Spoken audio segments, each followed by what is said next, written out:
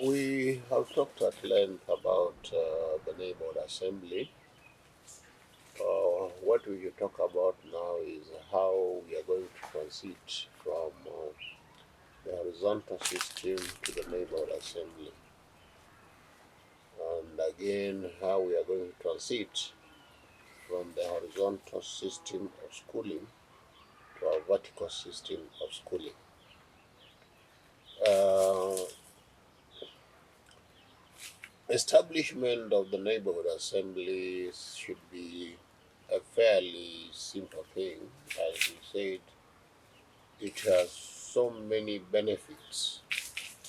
But the first step is simply to let the people know what those benefits are, that they are able to organize themselves at no cost.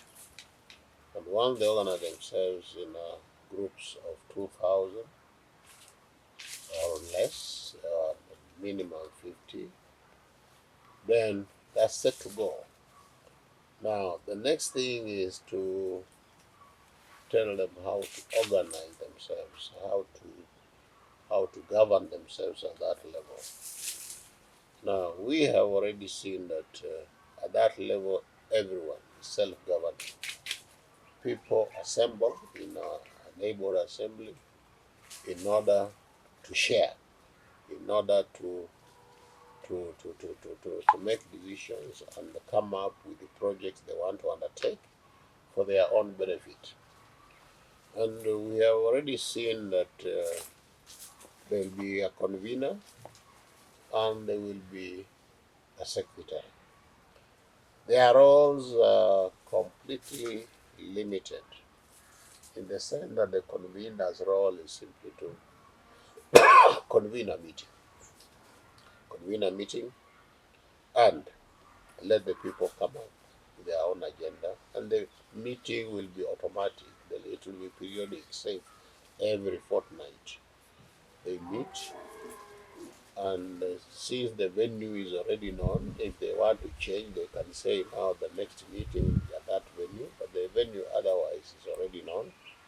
So it is automatic they meet, and when they meet, there is a convener who actually presides over the meeting, but he does not make any decision. All decisions are made by the people themselves, and the secretary is simply there to record the proceedings, the resolutions, and whatever agenda the people have agreed upon, either for that particular meeting or for the meeting after that particular one.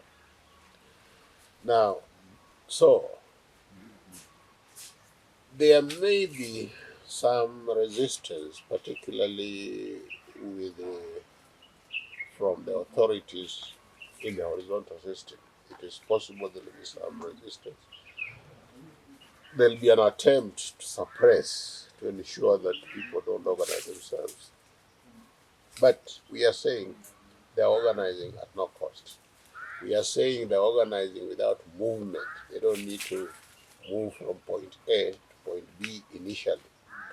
We are simply saying they are going to declare themselves that we belong to a neighborhood assembly that is known as A. So once they have declared themselves that they belong to that assembly, because they have seen the benefits, that's a revolution that has started, and no horizontal authority would be able to stop them from declaring, because a mere declaration that this is where we belong, and then from there they can now start convening their meetings. Some members may not be physically there during the meeting, so there'll be some kind of quorum they agreed upon among themselves that this is the quorum, and the decisions that we make, this is how we are going to implement them. So the issues of taxation, how they raise funds to undertake projects, come a little bit later. But the most important thing is that they have organized and declared themselves a neighborhood assembly. And that is something that is so simple, it is cost free, you don't have to move, and therefore no one can actually stop it. No one can actually suppress it. It will be very, very automatic. Now, so we have said that A convener has no fixed term, can be removed anytime, can be removed the same day. The same day he's elected to convene, if he doesn't do a good job, he can be removed the very same day, and someone else elected to be a convener. The secretary, the same.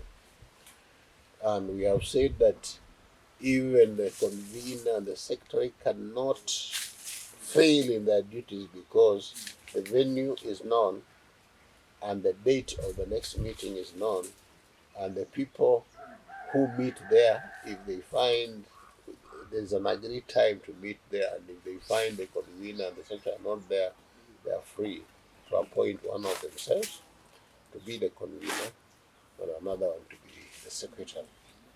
Eventually, if they want to collect money, of course, to levy taxes among themselves, then, of course, they'll be free to increase the offices, maybe by appointing a treasurer or an accountant or whatever they want to call someone who is in charge of finances. But then, what, assuming that a neighborhood assembly has been established, what forms of taxation can go on a neighborhood assembly? We have already seen a neighborhood assembly as a replica of the Garden of Eden. Now, we are saying that in a neighborhood assembly, when it comes to sharing, there is sharing of what is God given. There is sharing, so the taxation will be a form of sharing of the product of the land and sharing of the product of your labor. So it is agreed that within the neighborhood assembly, only two things can be taxed: land and labor. The rest of the things can be taxed at different levels because capital can move from one neighborhood assembly to the farthest neighborhood assembly. Ideas can move from one neighborhood assembly to the farthest neighborhood assembly. Ideas can even be invested outside the country, outside the state. And the same to capital, it can be invested outside the state. So those ones can be taxed at different levels. Other things can be taxed at different levels, like a customs duty and so on. But at the neighborhood assembly, it is the basic things, the things that are God given, things that are given by the universe. Those are the things that are taxable at the neighborhood assembly level, and those are land and labor. Ideas are created. So those are products of one of one's being. Those ones can be taxed at a different level. Now, once that is done and everyone is deciding what to do, of course, the transition is more or less complete insofar as the neighborhood assembly is concerned. Because the mere establishment of the neighborhood assembly, it is the complete transition from a horizontal system to a neighborhood assembly, not to the vertical system, but to a neighborhood assembly. A neighborhood assembly is already established. Now, the other challenge that a vertical state will be facing is the transition with regard to schooling. Remember, we said that schooling is free, and is free from the age of 16, and is free in quotes, meaning that it is free in exchange of service to humanity. Now, service to humanity can only be rendered by someone who is an adult.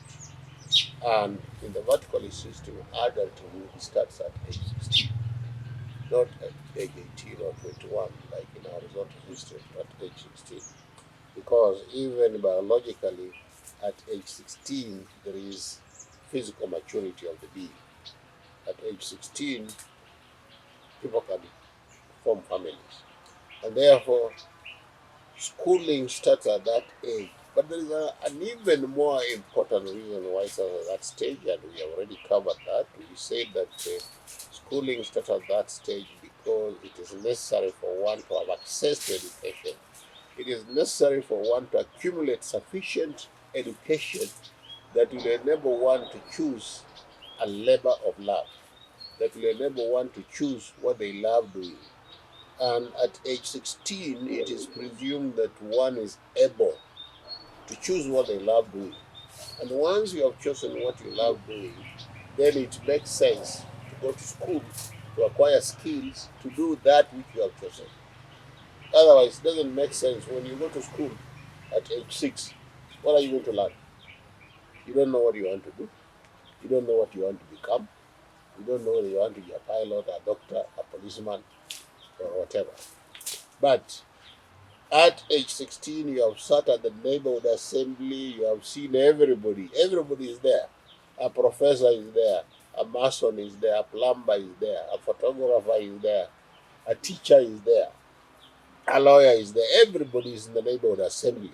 So from their behavior, from what they are doing, from the problems they are causing, from their mischief, from the good things they do, you are able to learn and say, this is what I want to do. If the lawyers are misbehaving, you're able to say, no, I want to become a better lawyer than these idiots here. So you do what? You say, that's the labor of my life. If you want to become a doctor, you say, yes, I can treat human beings better than these fellows are doing, so let me become that. If you feel that you can be a better person than the ones in the neighborhood